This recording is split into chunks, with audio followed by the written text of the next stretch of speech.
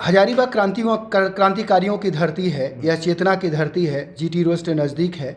तो हजारीबाग के क्रांतिकारियों के देश के मानस पटल पर कैसे लाया जाए और कैसे जो गुमनाम स्वतंत्रता सेनानी हैं उनका इतिहास, उनका योगदान और उन्होंने जो देश के इतिहास में अपनी अमिट छाप छोड़ी है, उस छाप से जनता को अवगत कराने का मेन उद्देश्य है। इस आदाब, नमस्ते, सत श्री अकाल। आप देख रहे हैं झारखंड एक नई सोच। दोस्तों, आज हम कोलंबस कॉलेज आए हैं और कोलंबस कॉलेज के हिस्ट्री के डिपार्टमेंट के प्रोफेसर से मुलाकात हुई। सबसे पहले सर, आपका स्वागत है झारखंड एक नई सोच में।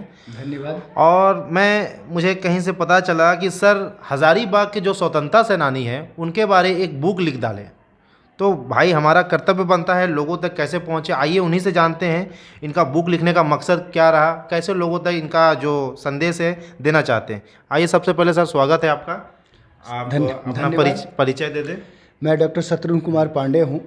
मैं संत कोलंबस कॉलेज के इतिहास विभाग में प्राध्यापक हूँ और मैं संत कोलंबस कॉलेज का जो एनसीसी है उसका कंपनी कमांडर भी हूँ और यूनिवर्सिटी में भी एनसीसी का कोऑर्डिनेटर हूँ, विनोबा भावे यूनिवर्सिटी का। तो सर, आप वो दोनों डिपार्टमेंट देखते हैं, एनसीसी भी देखते हैं, आप ये हिस्ट्री डिपार्टमेंट, वो कैसे हो जाता दोनों? शिक्षक जो है वह मल्टी डायमेंशनल होता है। शिक्षक जो है कलम का सिपाही होता है, तो देश की रक्षा का भार भी उसके पास होता है। तो देश की रक्षा का जो भार है, जज्बा है, जो जुनून है, जो उत्साह है, वह उत्साह स्वयं प्रेरित करता है। तो इसलिए मैं दोनों दायित्व निभा रहा हूँ। एक शिक्षक के तौर पर भी अपना दायित्व बखूबी निभा रहा हूँ और एक एनसीसी ऑफिसर की तौर पर भी अपना दायित्व मैं बखूबी निभा रहा हूँ। तो सर, कुछ दिनों से आप सुर्खियाँ बटोर रहे हैं कि एक किताब लिख डाले हैं। पहले भी किताब लिखे हैं? हाँ, कई किताबें मेरी हैं। झारखंड के ऊपर है, झारखंड का इतिहास है, झारखंड के स्वतंत्रता सेनानियों के बारे में, झारखंड के जो कला संस्कृति है उसके बारे में मैंने लिखा हुआ है, झारखंड का योगदान जो स्वतंत्रता संग्राम है उसके बारे में मैंने लिखा है। लेकिन हाल में जो पुस्तक हमने लिखी है वह पुस्तक जो है वह जयमंगल हजारीबाग एक स्वतंत्रता सेनानी है जिनका नाम शहीद जयमंगल पांडे, जो रामगढ़ बटालियन से संबद्ध हैं और इन्होंने स्वतंत्रता का बिगुल बजाया। क्या मकसद रहा इसका लिखने का? हजारीबाग क्रांतिकारियों की धरती है, यह चेतना की धरती है, जीटी रोड से नज़दीक है।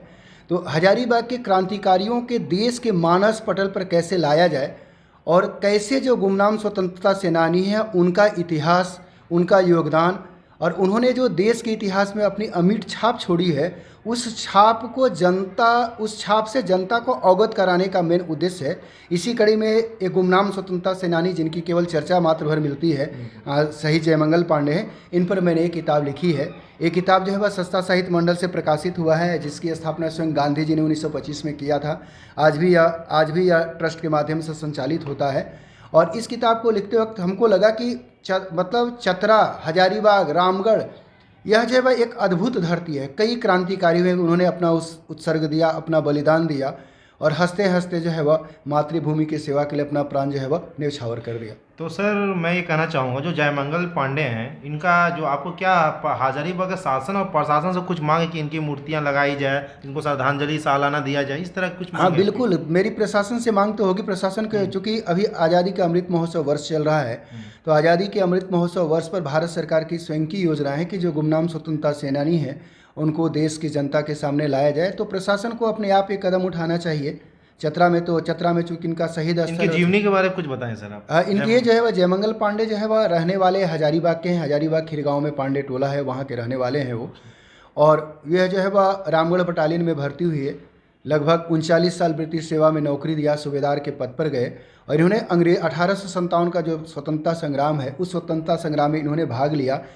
यूँ कहें तो इनके नेतृत्व में ही रामगढ़ बटालियन के विद्रोह की पूरी जो चिंगारी फैली या ब्रिटिश शासन से जो लोहा लिया गया या चतरा में जो आमने सामने का युद्ध हुआ जिसको बैटल ऑफ चतरा कहा जाता है, वह जयमंगल पांडे के नेतृत्व में ही लड़ा गया। लेकिन दुर्भाग्य ये है कि जितना महत्व इस स्वतंत्रता सेनानी को मिलना चाहिए, जितना महत्व इस शहीद को मिलना चाहिए, उतना महत्व इनको नहीं मिला। झारखंड सरकार ने तो शहीद का दर्जा भी नहीं दिया। शायद हो सकता है कि इनके बारे में बहुत जानकारी नहीं हो, तो जब तक जानकारी सरकार के पास नहीं पहुंचती है, सरकार उस पर कोई कदम नहीं उठाती है। तो मैंने इनके वंशजों को भी खोज निकाला है, मैंने माध्यम निकाला है, उनके वंशज भी खोज निकाले हैं, उनके वंशज भी आगे चल रहे हैं। चतरा में सारी चीज़ें हो रही है, हजारीबाग में इन सारी चीज़ों को भी होने की ज़रूरत है और होनी चाहिए। जी।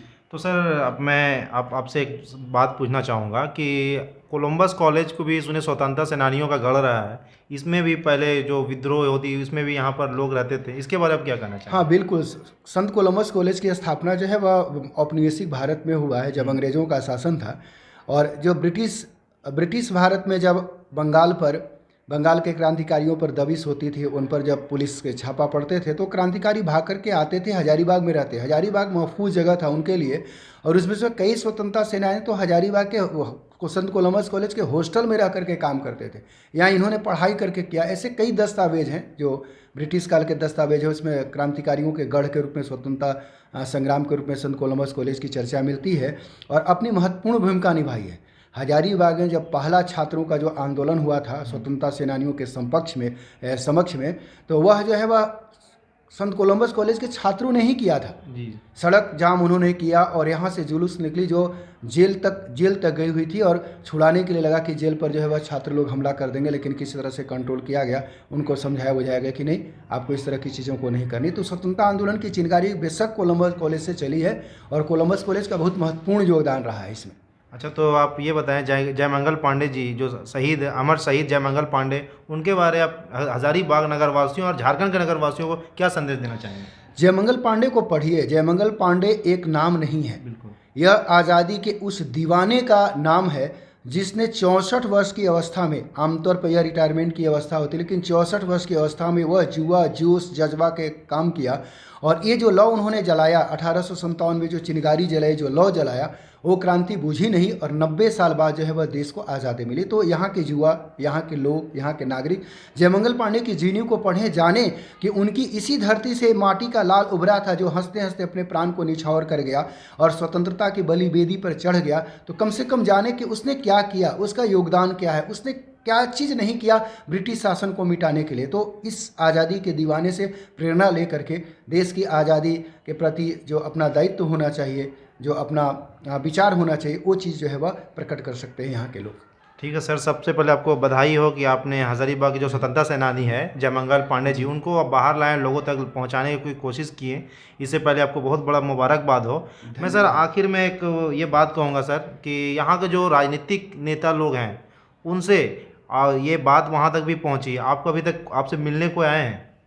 नहीं, एक चतरा के सांसद आए थे मेरे घर में, चतरा के सांसद आए थे, उन्होंने खुद मेरे मतलब घर पर आए और उन्होंने इस पुस्तक के लिए मुझे सम्मानित किया और बोला कि ये मतलब काफ़ी इंटरेस्टेड है, चतरा की धरती को उजागर करता है, क्योंकि बैटल ऑफ चतरा जिसकी चर्चा ब्रिटिश संसद में हुई, हाउस ऑफ लॉर्ड्स और हाउस ऑफ कॉमन्स में हुई, और पूरी ब्रिटिश शासन इंग्लैंड में और भारतीय शासन जो है वह लॉर्ड कैनिंग के नेतृत्व में जो थी, सारी लगी हुई थी इस गतिविधियाँ में, तो काफ़ी प्रभावित हुए और सम्मानित किए।